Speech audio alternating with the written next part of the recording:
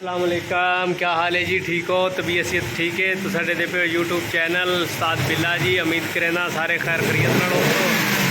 तो वीडियो शुरू करने तो पहले सारे चैनल को सबसक्राइब कर खिनो तो वाल अज की मज़ेदार वीडियो करें स्टार्ट। ये देखो जी, ये रडीटर वाला है कि मैं मांडू रीति वदा है गड्डी को। लाइटा तो बंद कर दे भाई काका। चुप चुप होया माफी है वाह, इंदे पानी कोई नहीं, पानी कोई नहीं वाह इंदे काका। ए जी ये गड्डी है, अल्लाह जानता है किहड़े किस्म की गड्डी है। गड्डी का नाम तो साकू भी नहीं आता, लेकिन गड्डी है तो ये रडीटर ही टंगे हुए नहीं था।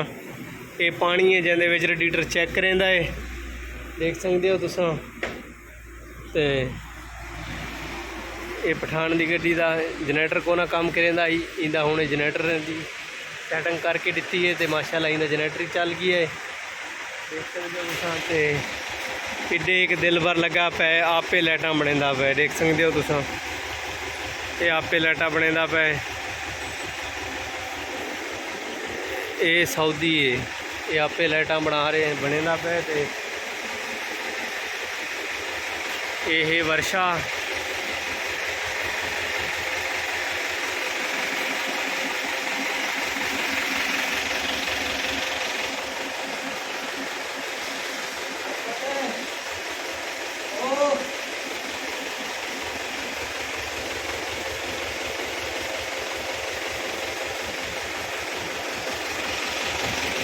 इतना ही वीडियो तक रहने पे एंड। इंशाल्लाह नई वीडियोज मिलसूँ। अल्लाह हाफिज़।